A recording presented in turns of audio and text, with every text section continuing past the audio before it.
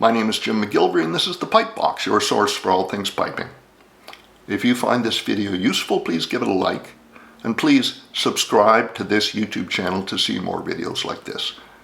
We're going to go over some music today, and you can print this music out by going back to the description of this video on my YouTube channel. You will see a link to a PDF there.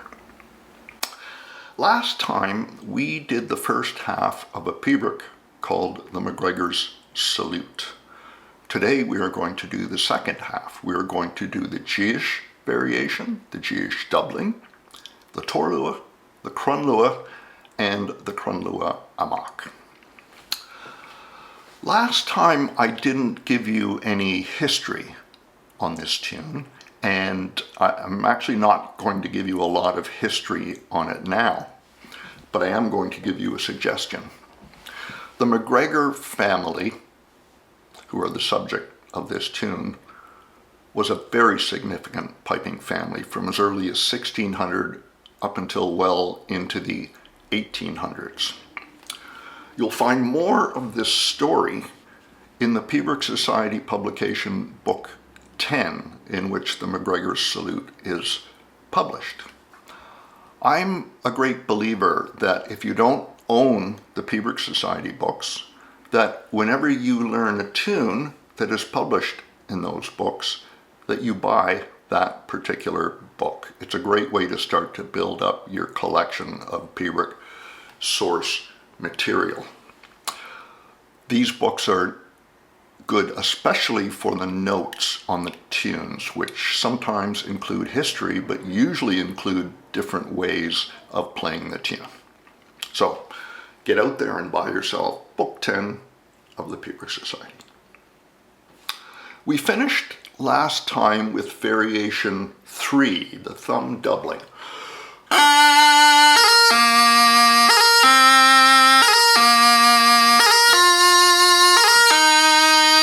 I told you at that time that in the music, in the Piobaireachd Society book, in this variation, the theme notes are reversed all the way through that variation, and we should not play it the way it's printed there. In truth, not all of the theme notes are reversed. Some of them are, some of them aren't. We don't play the tune that way. When you download the score for MacGregors Salute, it will have a second page to it, and the second page will be variation 3, the thumb doubling, written out correctly. So, next, the tune gets very technical. We're going to get into the Degerpipe variation, then the Torlua and Crunlua. So let's start by having a look at the Degerpipe and Degerpipe doubling score. Our Degerpipe singling, which is the first time through the variation, is on the right, variation 4.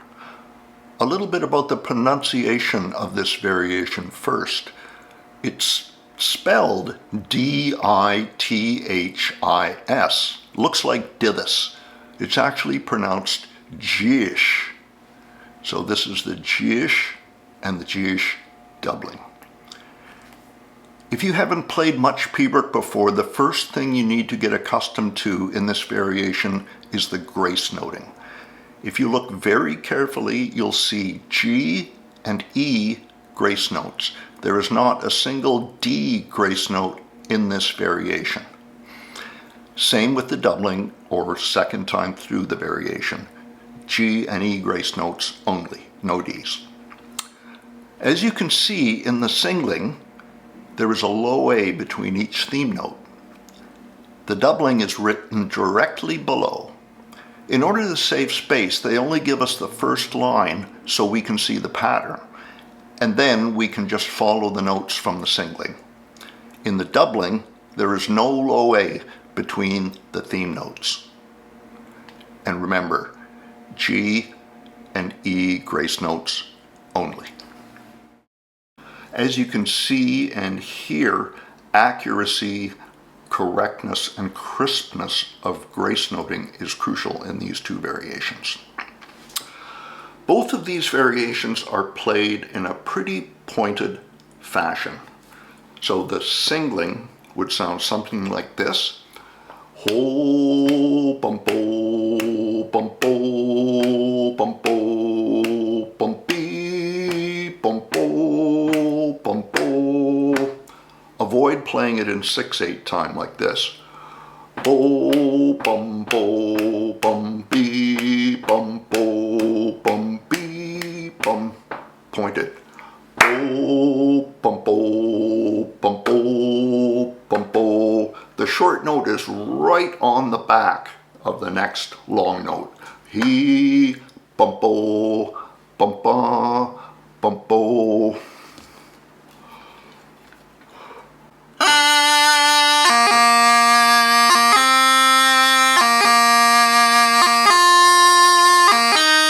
The doubling is a little quicker and a little more pointed.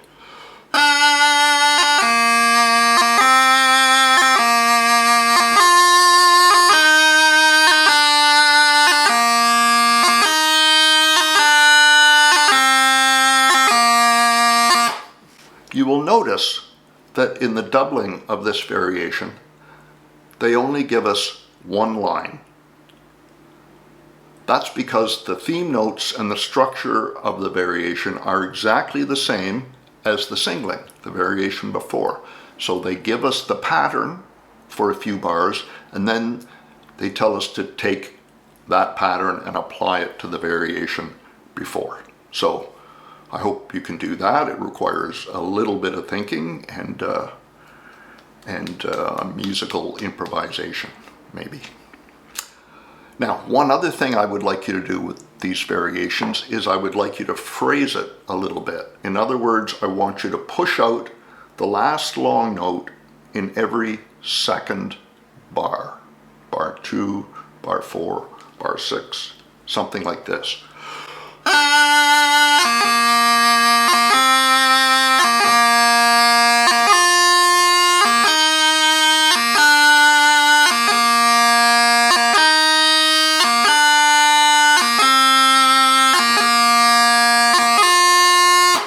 Bit of phrasing adds a lot of structure and interest to the tune.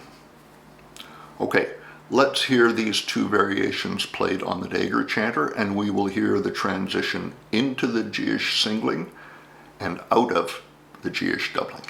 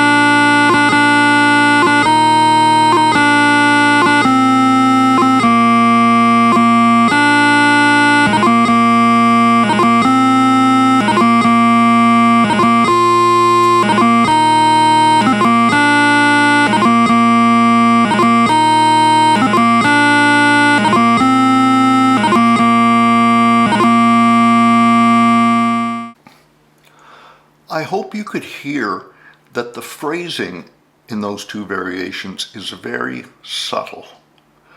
The variations have pace and they have flow, and you cannot compromise pace and flow in order to point out notes at the ends of the phrases. You have to keep within that rhythmic framework. So keep your pace going and just give those notes every second bar, the last long note, just a little wee bit more. You will also have noticed that as I approached the torlua, in the last bar or so of the G-ish doubling, I slowed the tempo down in order to break into the torlua, which is a slightly slower variation. However, it's still a very pointed variation. Let's have a look at the notes for the torlua and crunlua. As you can see, we're given only the theme notes for the torlua, crunlua, and crunlua amok variations. They're all written into one variation here. In the torlua variation, you will play a high G grace note before each of the theme notes shown here. It will be followed by a torlua with a very short low A after it, like this.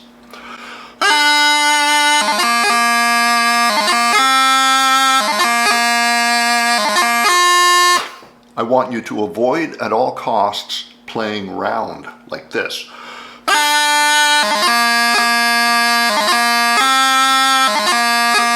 That's 6/8 time, and we don't play torlua variations in 6/8 time. They count like this.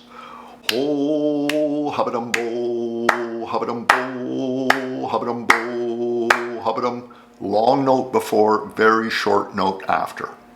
Another thing I'd like you to do, as we discussed earlier, is push out the last theme note in each phrase, just a bit, like this.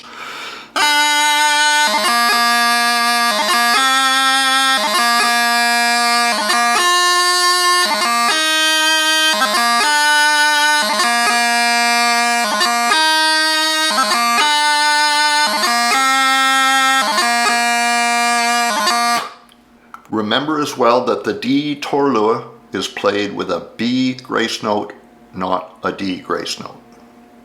Okay, let's hear the torlua variation along with the transitions in and out.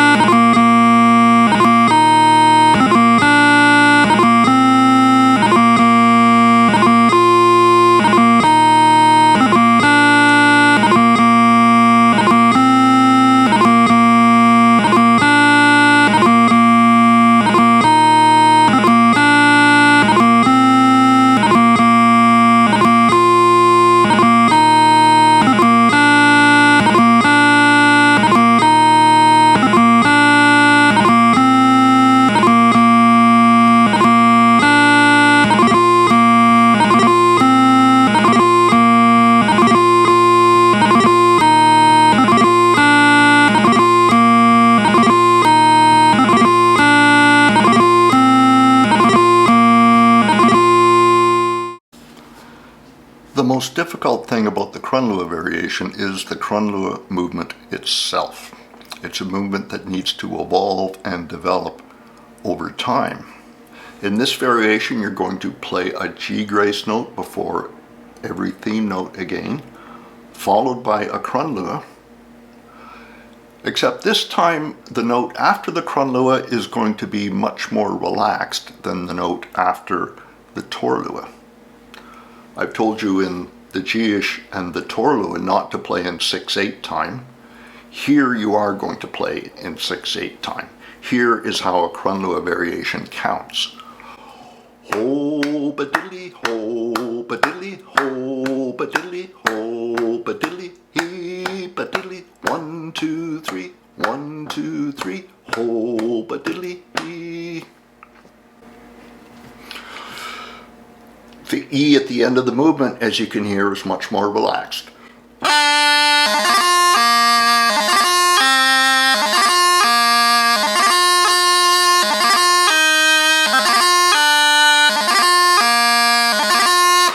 The crunlua variation is just marginally faster than the torlua variation. Don't be too quick with it because you still have the crunlua amok variation to go. And finally, again, you're going to try to phrase a little bit every fourth theme note, just slightly.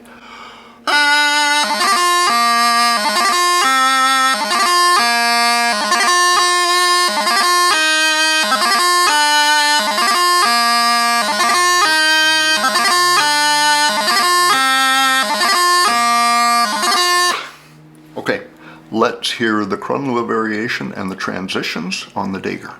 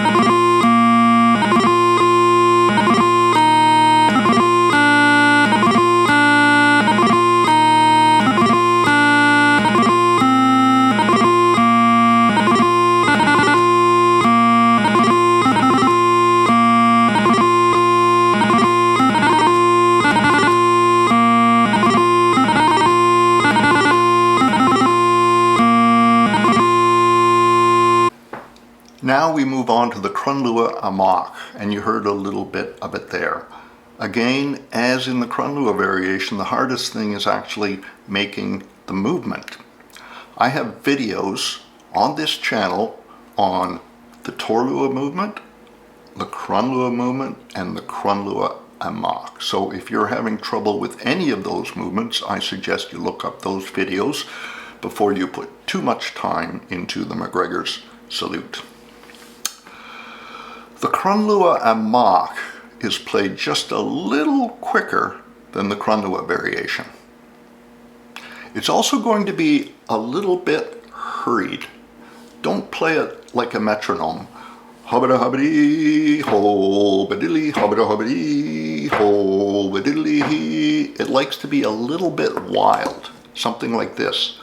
Hobbida hobbidi ho badilly hobbida hobbidi do badilly he badilly habadilly hobbida hobbidi ho badilly habadilly hobbida hobbidi hobbida hobbidi oh. There's a little bit of push and pull in a good Crunlua Amach variation. Okay, let's hear the Crunlua Amach variation played from the Crunlua, and at the end of it we will go back into the ground, as is the tradition in Piobaireachd playing.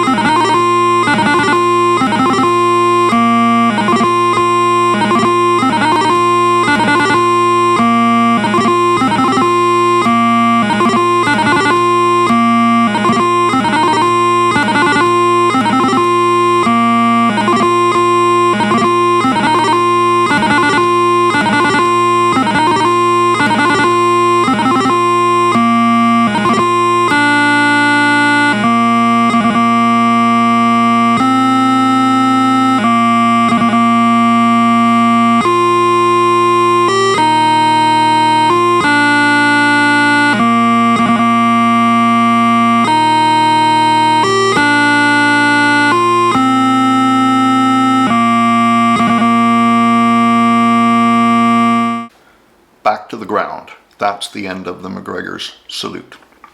As I've said on these videos before, it's really important, if you're going to be a good Piobaireachd player, that you master the technique first. It's only when you can play nearly automatic dre movements, cheddaries, Crunluas, Crunlua Amachs, that you can really lay back and play the music. You may wish to consult my Piobaireachd fingerwork technical tutor which contains scores of exercises and audio files to help you learn how to play Piobaireachd technique crisply and correctly. The other thing you'll want if you're a Piobaireachd player is a bagpipe that will stay in tune for the duration of your Piobaireachd. That in itself is a bit of a challenge, and we will not address it at this moment in time. I hope you enjoyed the MacGregors Salute. It was the first tune taught to me by the great Scottish Piobaireachd player John McFadden way back in July of 1971, and it has been with me ever since. Hopefully it will click for you. Okay, that's all folks. From me, Jim McGillivray at the Pipe Box, good piping.